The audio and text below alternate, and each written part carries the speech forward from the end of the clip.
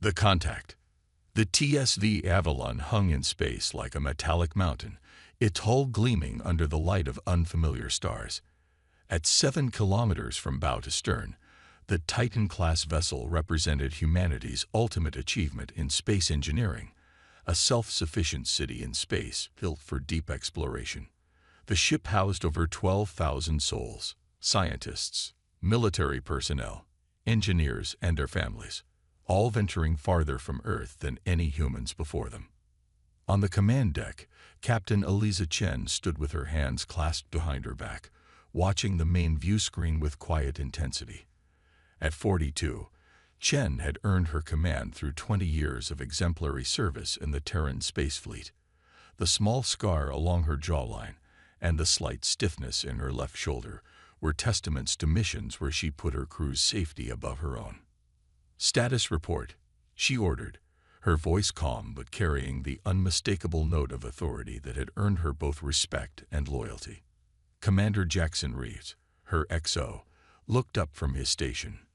With dark skin contrasting against the stark white of his uniform and intelligent eyes that missed nothing, Reeves had been Chen's right hand for 5 years. "All systems nominal, Captain. We've completed our survey of the outer planets.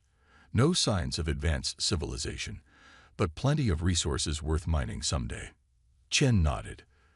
This mission was primarily exploratory, finding new worlds suitable for human expansion or resource extraction. Earth was crowded, and despite colonies on Mars and the moons of Jupiter and Saturn, humanity needed room to grow. "Dr. Lakshmi, anything interesting from your department?" Chen asked the ship's chief scientist. Dr. Indira Lakshmi looked up from her console, tucking a strand of silver-streaked black hair behind her ear. "Actually, yes. We're detecting an unusual energy signature from the 4th planet. It doesn't match any natural phenomenon in our database." Chen raised an eyebrow. "Artificial?" "Possibly," Lakshmi replied. "The pattern has mathematical precision that suggests intelligence." This was unexpected. Initial scans had shown no evidence of technology in this system. "How did we miss this before?" "It only activated about 20 minutes ago," Lakshmi explained, almost as if it turned on in response to our presence. Chen considered this information. First contact protocols were clear: observe from a distance, attempt non-intrusive communication, and avoid any action that might appear threatening. But those protocols assumed roughly equal technological capabilities. The Avalon was designed to intimidate, massive, heavily armed, and virtually impregnable. Not the ideal vessel for a friendly greeting. "Helm, take us into a high orbit around the 4th planet. Tactical, passive scans only. Let's get a better look without appearing aggressive." As the Avalon approached the planet, a world of swirling blue-green clouds over dark continents, the energy signature grew stronger. "Captain," Communications Officer Maya Wong called out, her fingers dancing across her console. "We're receiving a transmission. It's structured data, definitely artificial. Can we decode it?" "Working on it. The universal translator is finding patterns, but it'll take time." Chen nodded. "Put it through the speakers. Let's hear what we're dealing with." A series of melodic tones filled the bridge, rising and falling in complex patterns. It was beautiful, almost like music, but with a precision that suggested language. "Recording and analyzing," Wong confirmed. "The AI is starting to identify linguistic structures." The bridge crew waited in tense silence. This was the moment every explorer dreamed of: first contact with an alien intelligence. Humanity had spread throughout the solar system, but had yet to encounter another sentient species. After 10 minutes of processing, the AI began translating fragments. "Unknown vessel. Identify. Purpose. Approach with caution." "They're cautious," Reeves observed. "That's promising. Means they're rational." "Or they're afraid," Chen countered. "Respond with standard greeting package. Mathematical sequences, basic scientific constants, and simple visuals explaining our peaceful intent." As they waited for a response, Sensors detected movement from the planet's surface. Captain, multiple small craft launching from the surface. Tactical Officer Lieutenant Wei reported. 20. No, 30 vessels. Formation suggests military organization. Defensive posture only, Chen ordered firmly. No active targeting. Shield status. Shields at full strength, but inactive, Wei confirmed. The alien vessels approached cautiously. They were elegant, silvery crafts with organic curves that suggested advanced design principles beyond human engineering. But they were small, each no more than 100 meters in length. Compared to the Avalon, they were like minnows approaching a whale. We're receiving clearer transmission, Wang announced. Visual data incoming. The main screen shifted to show an alien being. It had a slender, almost delicate frame with 4 limbs and iridescent skin that seemed to shift colors with its movements. Large, multifaceted eyes dominated a narrow face, and it appeared to breathe through gill-like structures along its neck. Translation improving, Wang said. They call themselves the Valari. This one is their equivalent of an admiral or commander. The alien spoke, its voice musical but firm. The translator converted its speech with only slight delays. Unknown vessel, you have entered Valari space uninvited. Your craft is of unprecedented size and power. Explain your presence and intentions immediately. Chen stepped forward. I am Captain Eliza Chen of the Terran space vessel Avalon. We are explorers from a planet called Earth, seeking knowledge and peaceful contact with other intelligent species. We apologize for our uninvited entry into your territory. We were unaware this system was claimed. The Valari commander's skin shifted to deeper blues and purples. Your vessel's size suggests warfare capabilities beyond anything in our experience. Are you invaders? No, Chen replied firmly. The Avalon is large because it carries everything we need for long-term exploration far from our home. We have defensive capabilities, yes, but our mission is peaceful. The alien skin rippled with patterns that the translator couldn't interpret. You will remain in your current position while we verify your claims. Any movement will be considered hostile. The communication ended abruptly. They're scared of us, Reeves said quietly. Chen nodded. Wouldn't you be? Imagine if something 7 kilometers long suddenly appeared in Earth orbit. Their vessels are maintaining distance, Wei reported. No weapons signatures detected, but they've positioned themselves to monitor us from all angles. Dr. Lakshmi approached the captain. Their technology is impressive.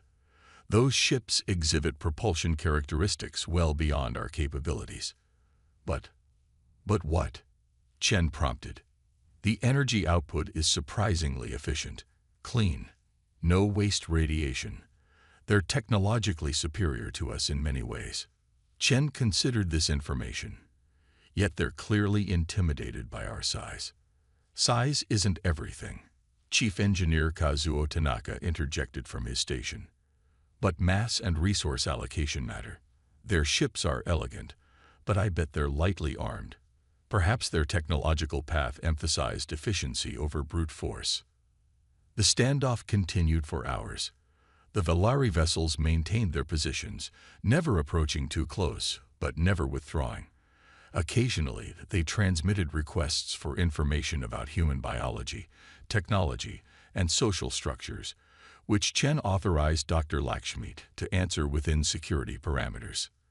They're studying us, Lakshmi observed. Their questions are sophisticated, focused on our environmental adaptations, technological evolution, even our art and music. What are they looking for?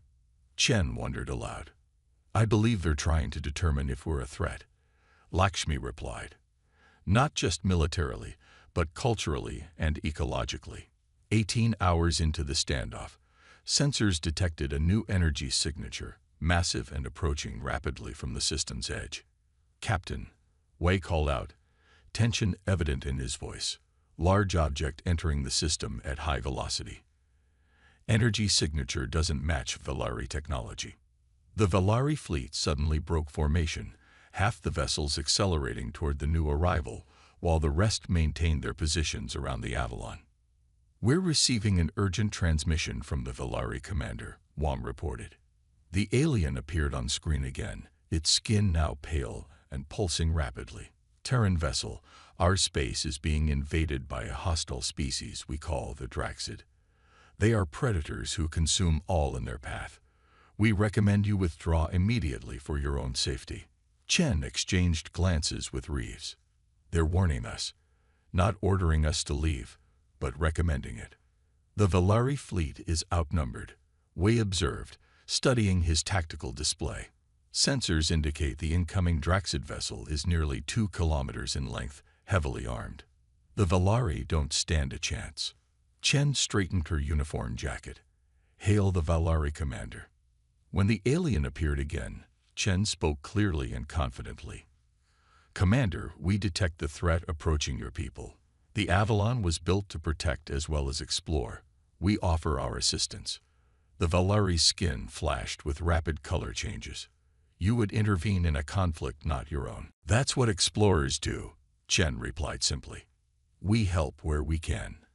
For a moment, the alien was silent, its multifaceted eyes studying Chen intently. Then it made a gesture that seemed like resignation or acceptance. "Your assistance would be appreciated, Captain Chen. But understand that the Draxid are unlike any enemy you have faced.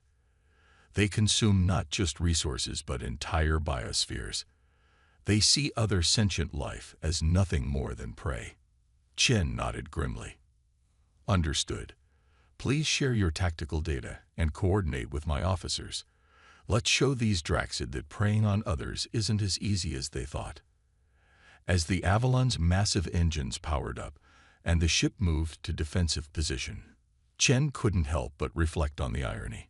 They had come seeking peaceful first contact, only to find themselves preparing for battle alongside aliens they barely knew against a threat they didn't understand. But if humanity was going to announce its presence to the galaxy, perhaps this was the perfect way to do it. Not as conquerors, but as protectors. The Alliance. The Draxid ship emerged from faster-than-light travel like a nightmare-given form. All angles and protruding weapons arrays, its hull a mottled combination of biological and mechanical components.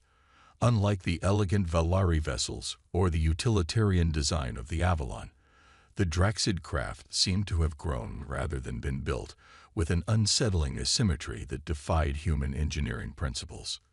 "That thing is alive," Dr. Lakshmi whispered, staring at the sensor readings. "At least partially. Its hull contains organic components that appear to regenerate." "Lovely," Chen muttered. Tactical analysis. Lieutenant Wei studied his console, face grim. "Heavy energy weapons, unknown type. Their shields operate on different principles than ours.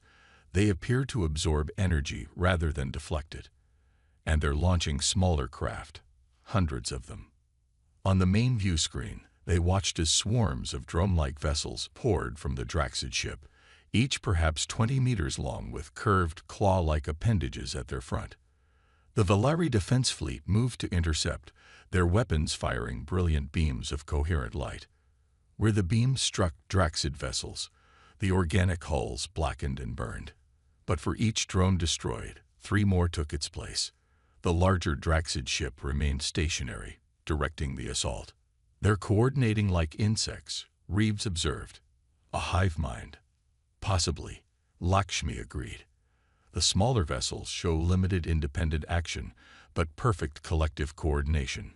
Chen activated the ship-wide communication system. "All hands to battle stations.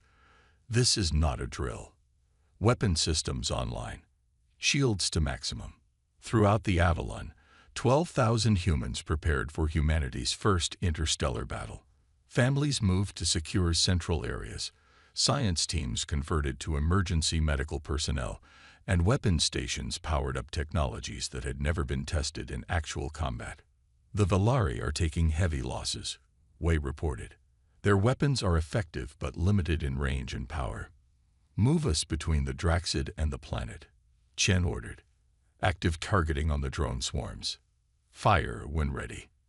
The Avalon's massive engines flared as the titanic vessel positioned itself as a shield for the Valari homeworld. Its size, initially a cause for alarm among the Valari, now became their greatest hope.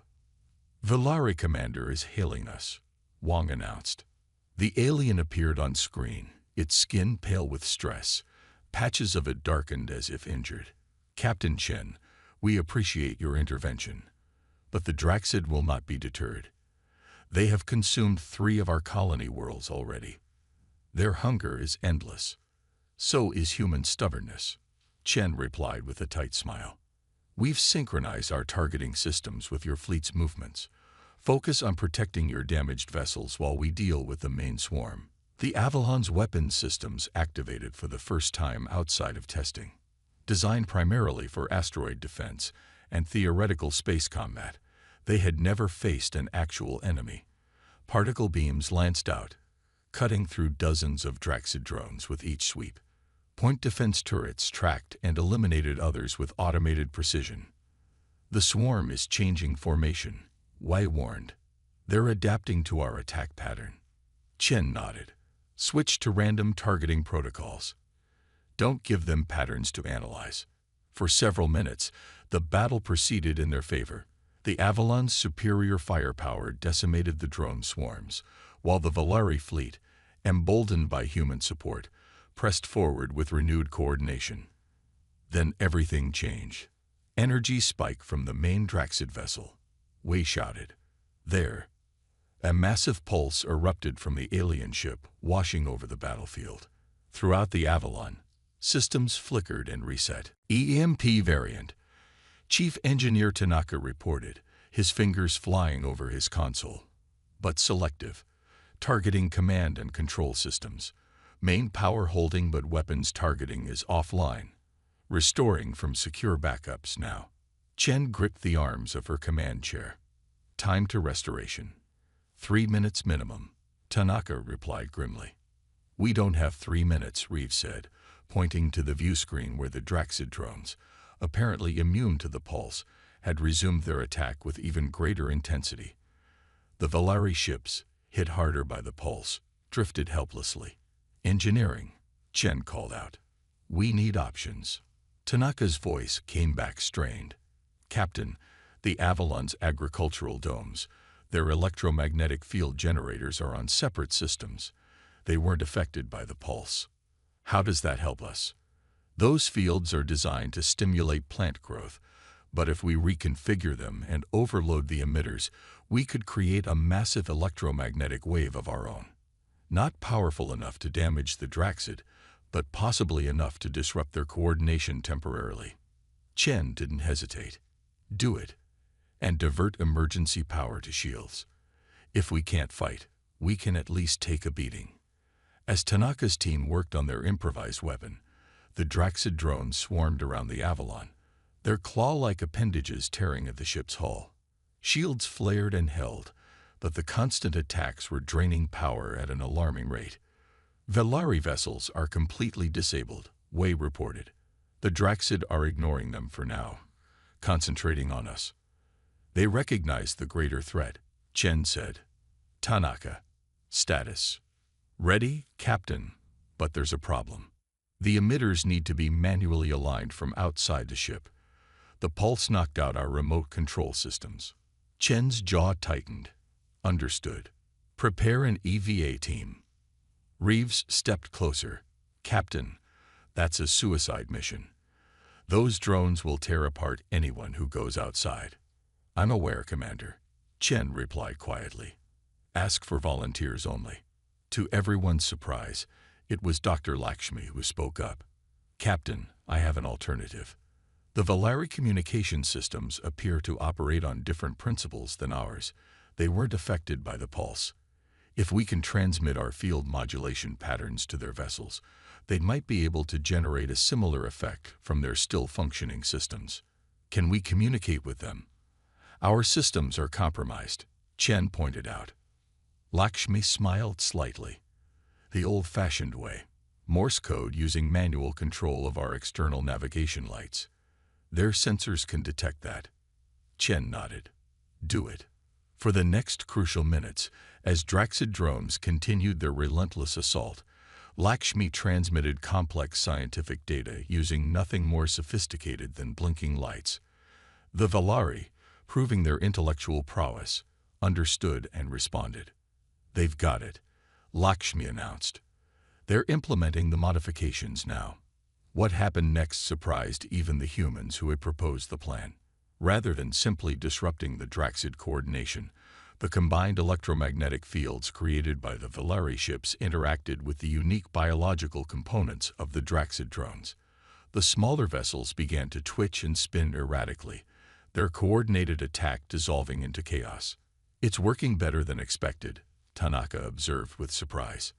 "The Draxid biology is responding to the field frequencies. It's like they're experiencing extreme disorientation." "Weapons back online," Wei announced. "Target the main vessel," Chen ordered. All batteries. The Avalon's weapons systems, now restored, focused their full power on the Draxid mothership.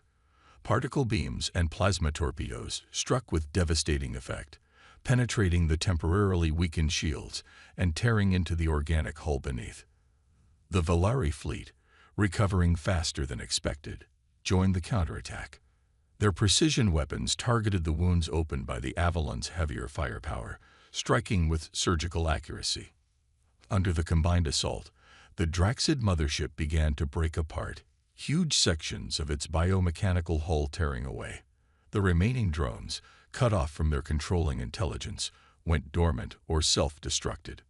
When the battle ended, the Valari commander requested to come aboard the Avalon.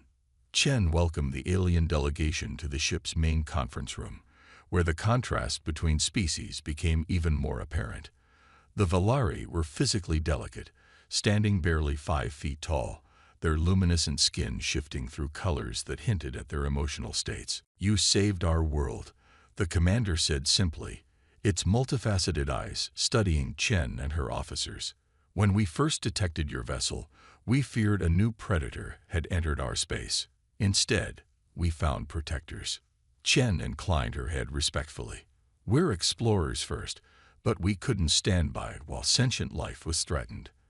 That's not humanity's way." The Valari made a gesture that the translator interpreted as profound respect. "Your species is unexpected. You build ships of immense size, arm them heavily, yet use them for exploration and protection rather than conquest. Your technology is less advanced than ours in many ways, yet you found solutions we could not.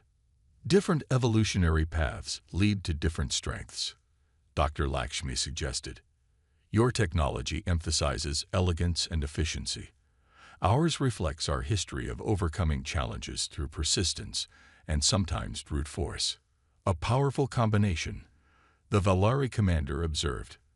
"The Draxid have plagued our worlds for generations. We could not defeat them alone, despite our technological advantages. Your human approach provided what we lacked." Chen leaned forward. "Perhaps that's the greatest discovery of our mission. Not that alien life exists, but that different life forms can complement each other's strengths and compensate for weaknesses." "An alliance," the Valari suggested, its skin shifting to hopeful blues and greens. "A beginning," Chen agreed with a smile.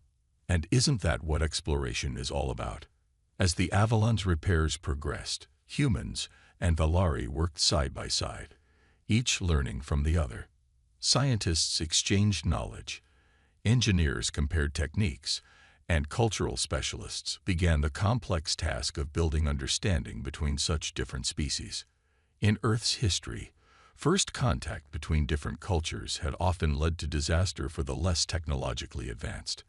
But here, among the stars, humanity had found a different path, entering the galactic community not as conquerors or victims, but as partners. The Avalon, built to project human power into the unknown, had instead become a bridge between worlds. And as news of the alliance traveled back toward Earth, humanity prepared to take its place in a larger universe, not alone, but alongside friends whose differences made them stronger together than apart.